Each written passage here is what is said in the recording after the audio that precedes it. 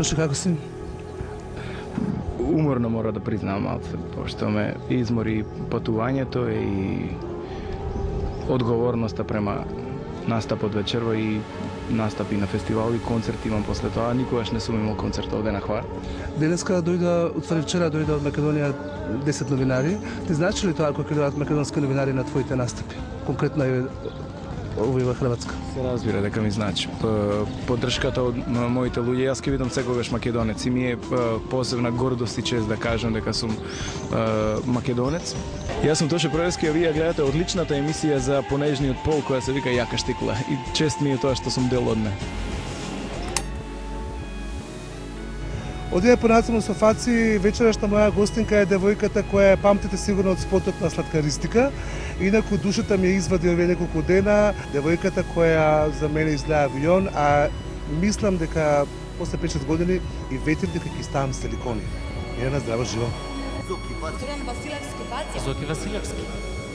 Тоа беше се од нас, се надам дека убаво се минавте вечерва со Фаци, имајте пријатна ноќ, а до мене овие преубави лепотици ќе ве поздрават со еден пакош. Поново преубави лепотици. Браво! Дечко бе!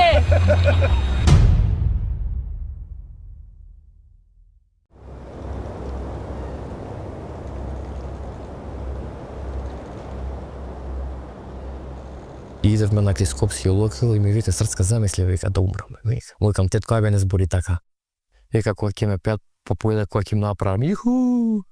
Викам, Зоки, дај бе не збори, допусти, не умираш. Ајде, вика, па и ти, па се заба. Ми кажа дека имал некаква страшна вечер, во која што сонувал неговата мајка. Неговата мајка почина пред една година, сонувал неговата мајка и да се сежам додека зборам. И ја повикувал.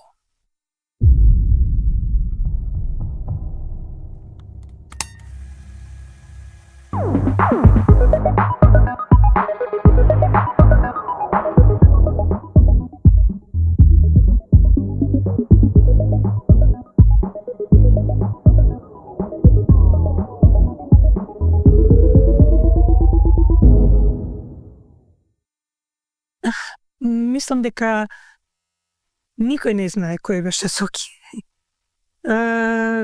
Иако на целиот свет Зоки делуваше како личност која е екстровертна и ултра мега гига комуникативна, да, така беше зборлес, ама неговиот вистински свет е неговата интровертна страна. Зоки беше една позитивен човек кој што никогаш, ама баш никогаш во живот го немам видено наљутен, па дури кога работевме професионално, ако нешто ќе се изнервираше на сет или додека снимавме нешто, начинот на кој што беше љут и тоа што го кажуваше беше смешен и многу пати сите околу него се смеевме, бидејќи едноставно Зоки не знаеше да биде лош, не знаеше да биде арогантен, не знаеше, иако беше, така кажам, пис на јазик, сето тоа во позадина не беше воопшто таква. Значи, Зоки беше најпозитивната личност што ја знам во мојот живот. Зоки беше најдобриот новинар во нашата република, најдобриот менеджер, најдобриот војко и најдобриот човек. Зоки беше едно интересно лице, многу необично за македонската естрада. Беше вистински професионалец, беше многу спонтан, забавен и искрен до срж. Беше за естрадава стварно кралот на таблоидното новинарство. Секад знаеше што е добро, што е лошо и баш секад го правеше тоа како што сакаше он. А меѓу другото и најбитно е што беше еден од најдобрите новинари во Македонија. За шоу бизнис и шоу за штампа и сите тие ред работи кои што он сакаше да ги води. Зоки беше на релација своите гледачи максимален, затоа што тој максимално се вложуваше во тоа што го работеше и уживаше во тоа што го работеше. Многу уникатен човек. Или го сакаш или не го сакаш. Немаше кај него средина во ниту една работа што ја правеше. Или ја правеше со цело срце, или не ја правеше.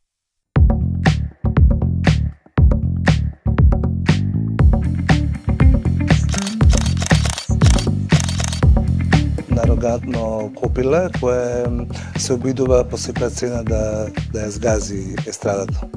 Па најверојатно преку кревет. За мене Туна е многу интересна, бидејќи е малце луцидна, атрактивна, арогантна и Туна го има тој шмек многу за шоу бизнес. Мене тој детски сон ми се остварува. Јас ја видов прв пат во живо во Будва и некако ми е баш посветена онака на, не знам, асоцирана на новинари, ме асоцирана на шоу бизнес. Не можам да кажам дека се чувствам невин, која не сум. Ако ме прашува дека следно моје гостување пред твоја во мојата емисија ќе ми е страшно. Прво не ми е цела, него ми само горе облека вака. Имам пола кубик стаено во Битола. Мисличка машка проститутка. Со Зоки се запознавме со моето доаѓање како водител на ексклузив во еден телевизија. Претходно го знаев само од ТВ екраните и го знаев како дел од Вест, но никогаш немавме зборено нешто премногу само едно здраво. А кога дојдов во А1, нели на состанокот со Хири Рамковски, ме запозна со Зоки Василевски, требаше се сеќавам тогаш бевме во Охрид, а одма после тоа и требаше заедно да ги водиме охридски трубадури, не знам од која причина беа одложени таа година. Но стигнавме да збориме за, нели, за сценариото и како сето тоа ќе се одвива и едноставно мислам дека од првиот момент си кликнавме и останатото е буквално прекрасно приказна за нашето пријателство. Од првиот ден бевме многу блиски и буквално неразделни со години. Јас Зоки го открив како човек што сака, едноставно зарачи, сака да работи. Изванредно да работи. Многу брзо тој муњавито стана позната личност, еден па после часописот, така да изванредно се работиш. Секој човек би сакал да има соработник, односно работник, газда или и раководител, како Зоки. Максимално се внесуваше и живееше за работата, тој си ја сакаше работата и затоа беше толку успешен.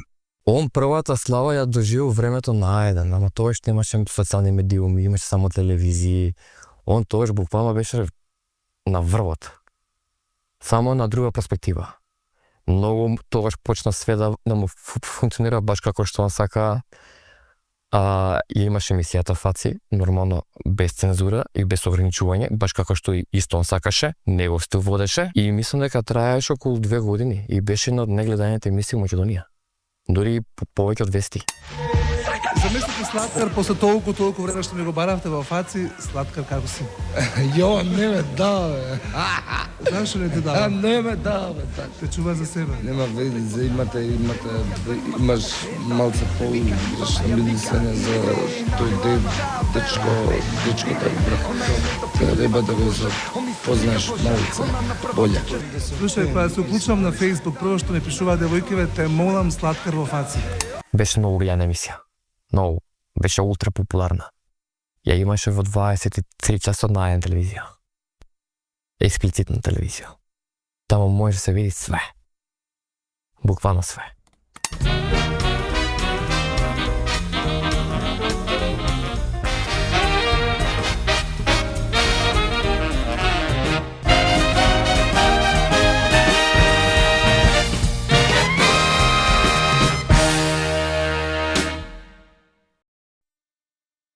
Здраво во уште едно издание на Фаци. Овој пат нема да ве однесам во светото македонскиот шоу бизнес, туку ќе однесам малку подалеку, во Јужна Америка, каде што екипата на Ексклузив и на Фаци направија интересна репортажа од градот Лима, а потоа ќе ве однесам да го видите ексклузивен материјалот на Стефан Лошковски, кој оваа година ја понесе титулата најубав маж во светот, така да се надам дека ќе уживате во получасовната репортажа.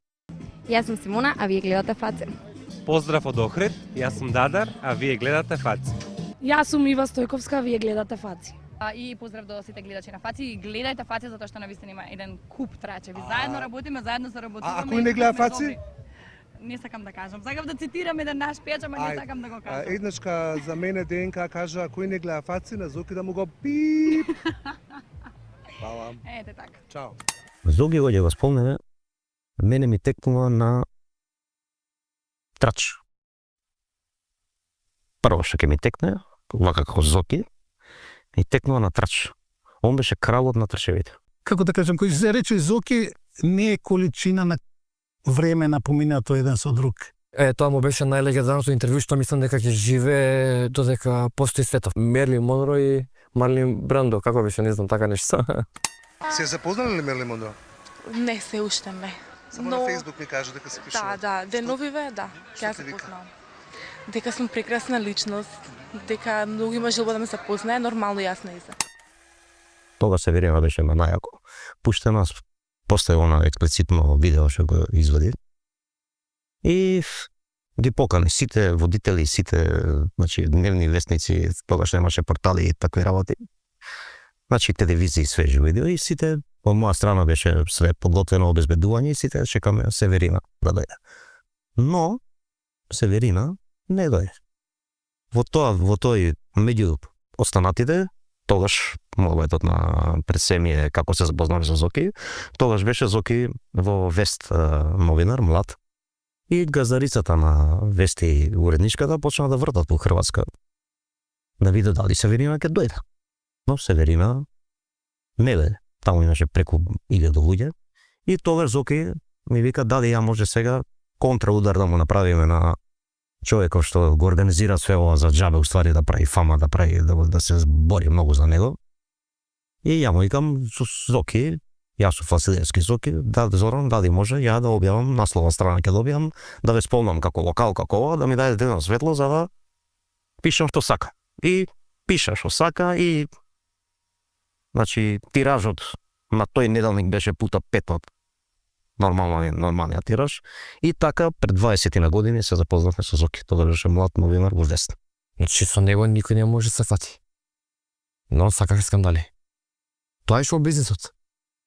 Што и да се случи, он им викаше срцки на крај на денот се е шоу бизнис. Тоа е шоу бизнис, скандалот. Најмногу правеше скандали. Затоа што народот сакаше тоа да го види. И тие видеа најмногу поминува скандалот.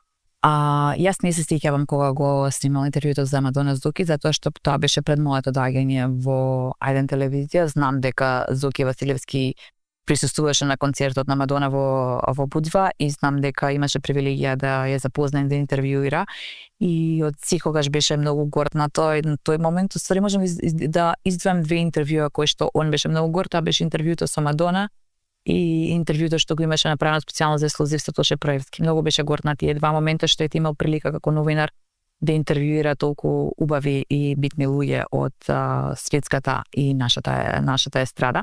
Па памтам дека ми кажа дека снимал интервју со Мадона, ја го зедав нешто и не му веруваш, па ми покажуваше некои слики, сака да има голема вистина во тоа. Да, многу голема вистина во се тоа. А за пораките ми имаше покажал. Секој ден на Мадона пишуваше, јас сум твојот најголем фан. Зошто не ми враќаш? Зошто ми игнорираш? Аз те слушам секој ден. И не му врати Мадона. Во тоа беше мојата захвалност према Зоки што не мораше ја да му кажувам како што. Толку беше силен, а не ме интересираше, ниту влегував ја во таа работа, како што не влегував многу други новинарски што ги работеа. Земав, сматрам дека најдобрите, и тие си има максимално своја самосталност, си има своја работа. Ја овозможив да си има своја работа.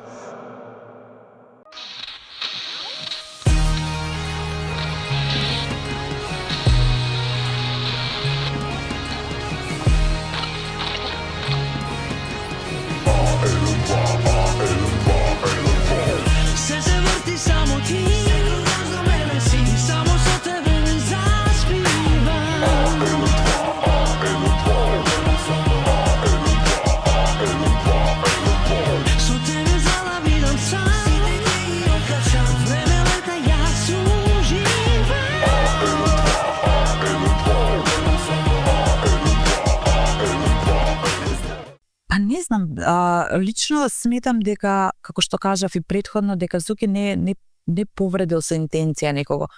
Може би повредил ненамерно, не сакам да поверувам дека некогаш Зоки би повредил некого со интенција и со план некого да повреди. Едноставно мислам дека луѓето секогаш од Зоки очекуваат премногу, буквално душата сакаат да му ја земат. И кога Зоки за жал многу малце се освестуваше за тоа и многу малце беше свесен за тоа, а кога ќе кажеше стоп на тоа и кога ќе кажеше дека не сака повеќе да го прави тоа, луѓето тоа го смета, го гледа како во негативен контекст и се осеќа повредени од негова страна. Треба да се биде искрен и фер. Има луѓе кои што се повредени од Зоки, кои што доживеале сериозни напади понекогаш и почитали можеби лаги. Види, нашата работа е многу тешка. Можеби јас сум наштетил некого. Треба да се види искрен со себе за такви ситуации. Зоки, знаеш, и знам луѓе на кои што е наштетил. Кои што можеби заслужиле, можеби не заслужиле. Меѓутоа, знам дека тоа не го правил лично. Секогаш кога вршиш некоја јавна професија, имаш луѓе, нели, кои што ги повредуваш и луѓе кои што те повредуваат, нели, во соработката. Како гледам на тоа? Дека повеќето луѓе него го повредија, бидејќи он беше многу осетлив човек, вака кога работеше во еден делуваше како една, нели, крута особа, каде што става штит на себе. Меѓутоа, кога работеше со Стефан и кога го водеа подкастот, тогаш беше еден вистински Зоки, каде што јавноста го запознава, така да повеќето луѓе каде што им имаше помогнато, они го повредија. Еден ден ќе направам еден ваков подкаст, ама ќе ги кажам сите работи отворено и ќе се заминам од подкастот. Сите ќе ги закопам за 5 минути. Со докази, со кого се ебат, кои ме спонзори, како се преживуваат, од кај им колите, све вака и после кога ќе дојде време, само ќе речам 1000 евра да не те спомнам. Прв пат го видов Зоки во теретана во аеродром. Во Capital Fitness. Иако со Зоки не се познававме, тогаш јас имав, мислам дека 17-18 години, се уште не работе во телевизија. И го видов како беше качен на степер, цел со капчиња, со дуксери, со шарени патики, Зоки. И не му беше битно, дали беше битно, беше кој го гледа. Зоки. Па ще, он дали да бил заљубен. Не знам толку, ама знам дека имало плачки за него. Имала плачки за него, големи. Расправи и другите пачки. Еднаш ако би се одговорил на прашање, комплицирано беше. Да, ја имам видео на девојката во која што беше заљубен. Така да таа љубов траеше неколку години, меѓутоа не им успеа, така да секој се продолжи по својот пат. На Зоки љубовниот живот е голема работа. Многу луѓе се прашања. Бил, да.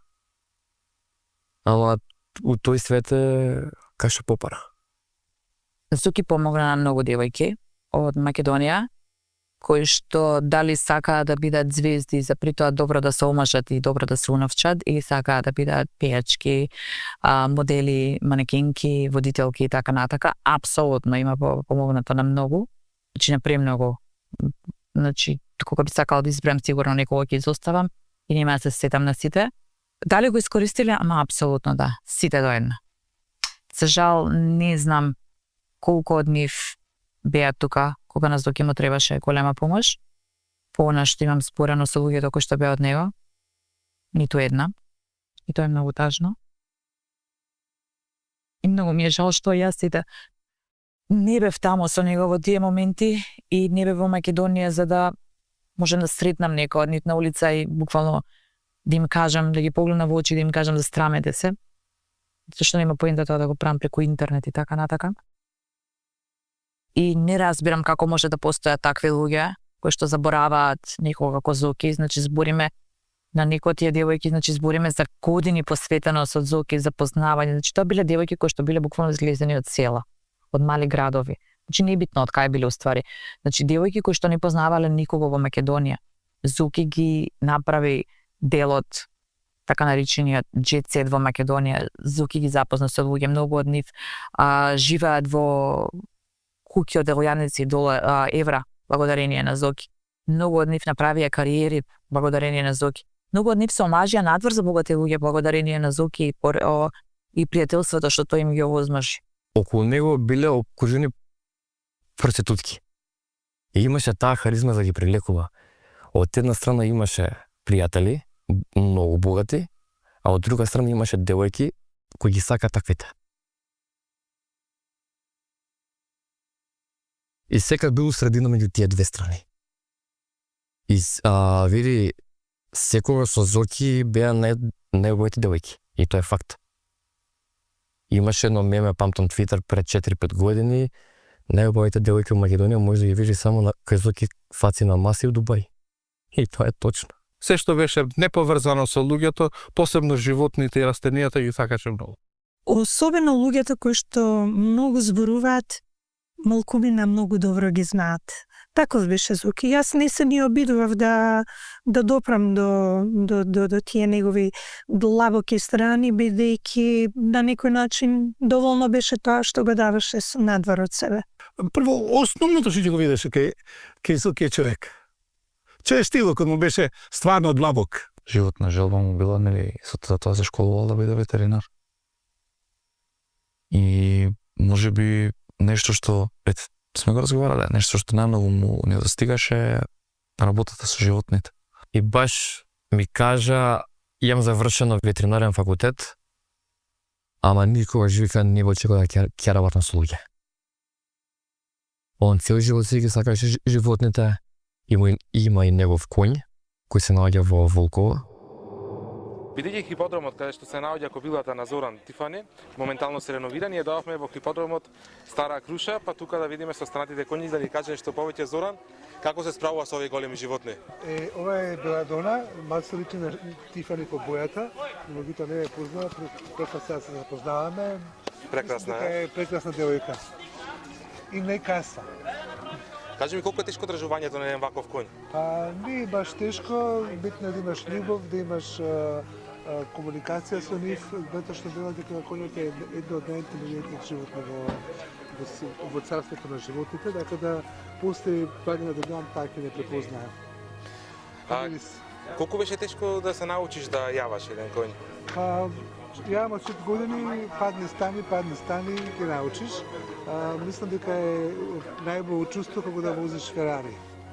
Ти се имаш случајно многу често да паѓаш од конј? Да. И ние највеќе време поминувавме во телевизијата, имаме еден куп глупости, знаеше многу често да заспија на работа. Имавме еден кауч во продукцијата на Прспрат. И каде идеме на работа, и го нема Зоки. Саат, два. Си легнал човекот да поспие. Ете тоа беше Зоки. Меѓутоа Зоки, знаеш како може да го нема 3 дена и во рок од 2 сати да заврши повеќе работа од нас за еден месец. Затоа Зоки беше цената на неговата работа. Моментот кога тој рече Калиопи дали имаше клавир од страната, дали ќе може да ни ја отсвириш легендарната Бато, на која што и тоа беше едно урнебесно емоционално моментче кога јас засвирив и кога сите новинари стана и пеа со мене, а Зоки беше посебно горд бидејќи беше целиот момент инициран од негова страна. Ни се роди желба со Зоки да ја донесеме Лепа Брена. Значи сите ги поминавме по неколку пати. Брачуваме преку 100 забави авторпак сме направиле и сакавме да дојде Лепа Брена. Ама Лепа Брена не можевме да дојдеме до нејзе, затоа што едноставно пробувавме и на ваков начин, и на таков начин, преку менаџерот Бане Абрамовиќ, преку овој, преку оној, преку вако, преку така, додека Зоки не ископа од тие неговите канали и додека не ја добивме лично неа. Прво не одби, кажа, се извинувам, све е тоа супер, ја не настапувам у ресторани, не можам да настапам у ресторани. И тука Зоки на некој негов начин посебен почна да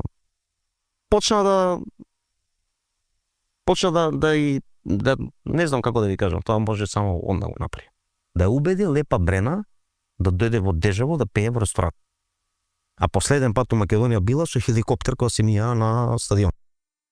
И тоа го успеавме со помош на Зоки, со неговата харизма, со неговата све, и она кажа, важи, еден услов имам, јас ќе дојдам, ќе ви испочитувам, ќе дојдам на роденденот ваш, мислам дека беше тоа втор роден и ние го споивме како автер, но нема да правите најава дека е Дежево ресторан, него ја ќе направам едно видео дека настапувам во клуб Дежево. Јас сум бил многу малецак и памтам кога бев колку 4-5 години и го гледам телевизија, доројте кон човеков на телевизијата, кај влага, никад не ми го лесно. И доаѓа он, после снимање му викам, ја го викам Зоко. Зоко, те гледнат на телевизор. Добар бев, викам топ, ал кај влагаш? И ми вика Срцка, бе, влагам пози телевизор.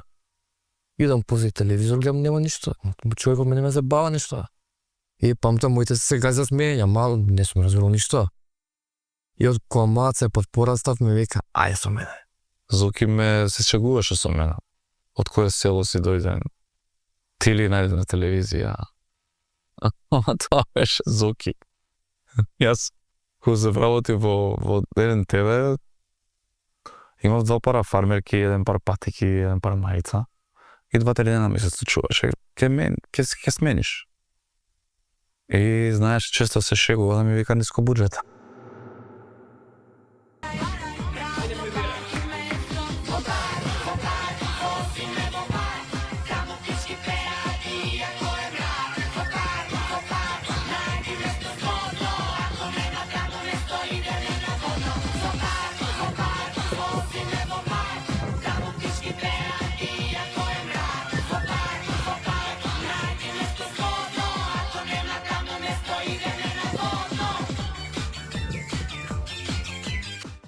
Многу ми беше драго тоа враќање негово.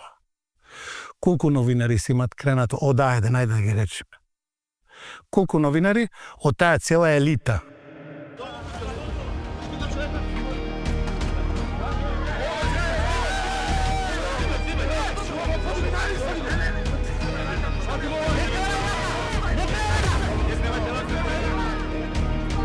Ноќта на 25 ноември 2010 година, полицијата упадна на Перонаков 60, адресата на која се наоѓаше А1 телевизија.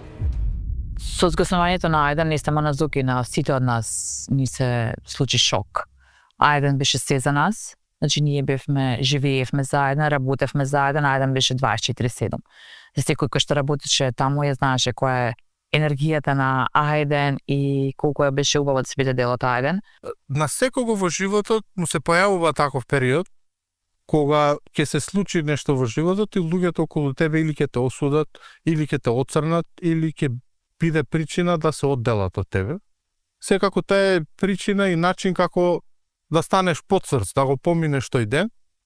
Мислам дека тоа му се случи и на Зоки после затварањето на А1 телевизија, после преминувањето на сите новинарски платформи на интернет, се најде на некоја крстосница каде што неговата професионалност, неговиот карактер, неговото знаење немаше каде да го искаже. Со затварањето на А1 буквално се појави огромна празнина кај сите нас, поготово кај многу од нас кои што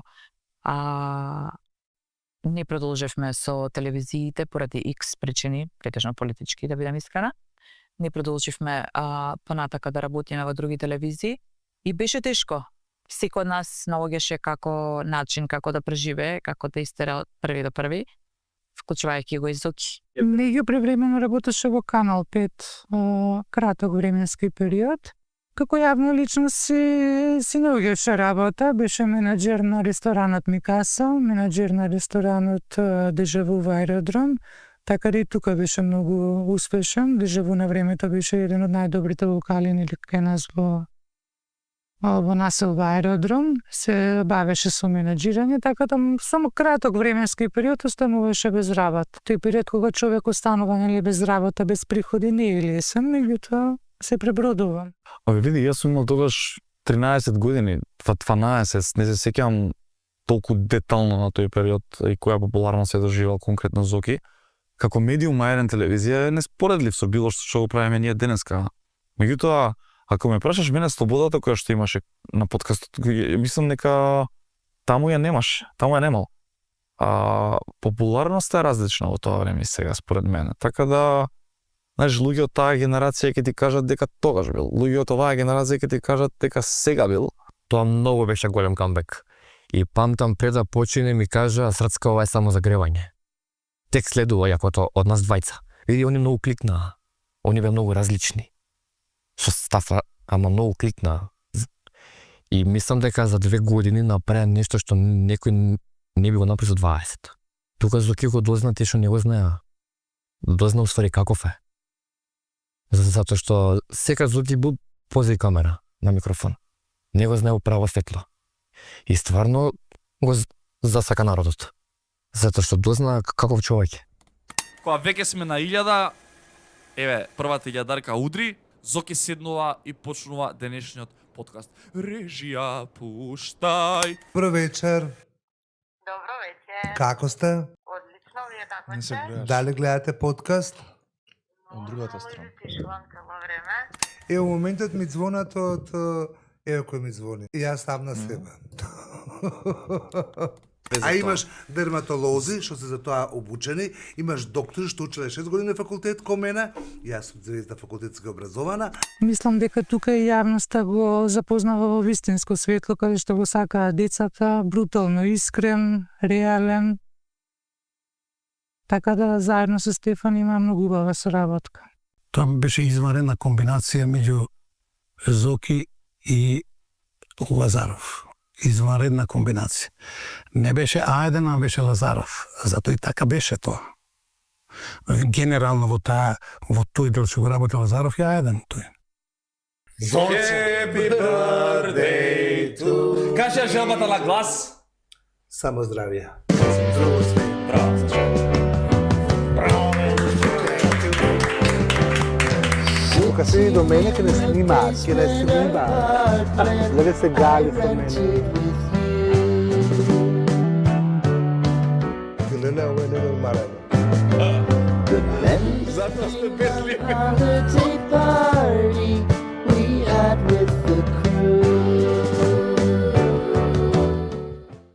Починува дедо ми, а после 8,5 години починува баба ми. Код кога почина дедо ми добива мозочен удар. Беше многу близок со дедо ми, тешко ја прифати таа загуба. Меѓутоа се опорави, свати дека животот мора да продолжи. После починува баба ми, тешко ја прифаќа и таа загуба, што е нормално, пошто се родители. И веднаш подоцна започнува борбата со саркомата. Не ја свати толку сериозно болеста. Меѓутоа, знаеш, оваа тема е многу тешка да зборува човек, иако бев до него, затоа што ништо не ми кажуваше. И затоа подкастот до тој мај месец е совршено. Јас не знаев дека е така. Тој мене ми кажуваше дека нема ништо. Ми кажуваше дека пијапчиња могу отстрани леј се е во ред. И одеднашка Зоки ми кажа дека треба хемотерапија. Немаше видливи проблеми кај него. Сам јавно е све по подкастите стојат денеска, гледачите да ги вратат. Единствено Зоки почна да слабее. Ја со него се беше нормално. И не знам. Не ја доживуваше како нешто голема опасност, него аде мацаре, абе ништо не, каков канцер ја тоа свеќе, оно.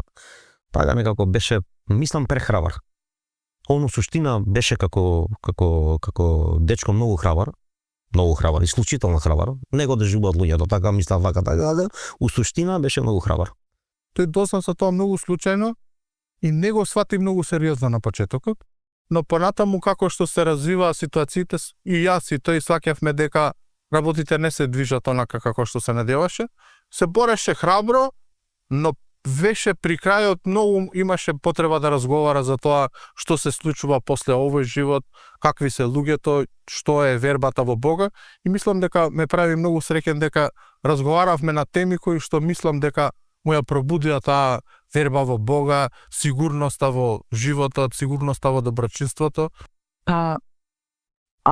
Прв пат кога ми кажа дека не е окей беше при едно мое доаѓање во Македонија, ама тоа го кажа како дека баш така, дека не е ништо страшно, дека се оперирал, дека го извадиле, дека све тоа е апсолутно се окей.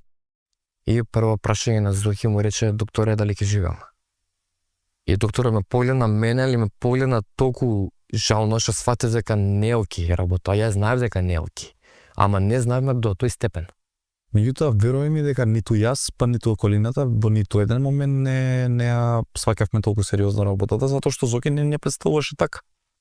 Од мало топче на ногата прерасна во многу сериозна ситуација со текот на времето, меѓутоа Зоки до хемотерапијата беше нормална, беше се окей.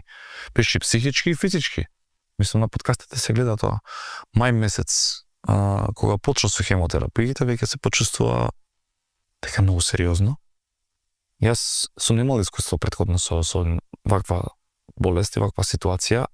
И иако многу луѓе ми кажува да бидам силен, да се спремам за најлошото, јас не сакам да верувам во тоа. Да те гуштам. Ајде, се да се поздравиме. Да си ми здрав и жив, да бидеш добар. Ја ти посакам само среќа и убавини. И кога се вратиш да си прославиме за твоето здравје. Ајде, види го се. Ќе бидеш добар, важи? Значи, ова ти е шанса за животот. Фала ви на сите. Фала ви за се, дечки, да сте ми здрави и живи. Зочко ќе биде добар. Седам со телефонот, а јавноста не знаеш. Се уште не знаја. Не може да објавам ништо затоа што Зоки беше жив, замисли да објавиш. И уште токав притисок да имаше Зоки. Седев со телефонот и ми беше страв да објавам. Не знам зашто. Имав чувство дека јас сум крив. Не знам. Знаеш, си поминал толку време за тој че и да тенаш си сам. И тука е проблемот. Тенаш ка сваќаш дека сам си брат. Ти отиде братот.